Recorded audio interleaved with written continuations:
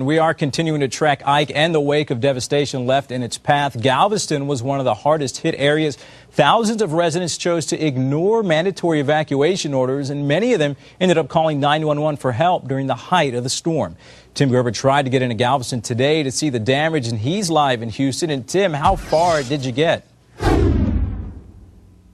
Close to 14 miles outside of Galveston. Then we ran into flooding on the road on 146, the only way in. As we were turning around to come back for the day, we ran into a young man with a heartbreaking story. Decked out in a scuba suit, Matthew DeMyers caught our attention. At first, we thought he may be diving for treasures like these people. And in a way, he was. Where did you come from? Atlanta. How come? Mom decided to stay. So. And you're trying to get over there? Yeah. How concerned are you?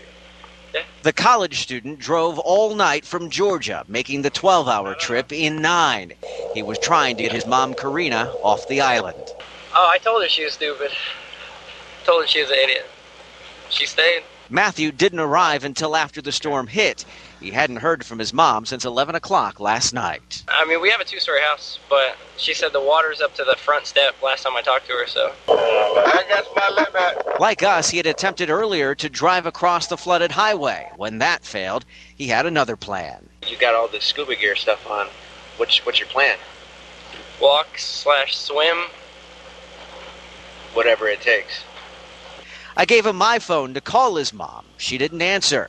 KSAT photographer Todd Stricker tried to find her on the Red Cross Safe and Well site. We've got a guy here whose mom is inside. But no luck. As search and rescue helicopters circled the island looking for the stranded, we left Matthew behind, not knowing just how his story would end. And tonight I can tell you how that story ends. I got a hold of Matthew's brother. He gave me the phone number before we left him just in case we were able to track down the mother. And when I did talk to the brother, he said they finally got a hold of mom. She rode out the storm inside that house. First thing this morning, she got out. She was in a shelter. She is safe. And she said that she was just as worried about her son, knowing he was out there in the storm looking for her, as he was worried about her. We're live in Houston tonight. Tim Gerber, KSAT 12 News.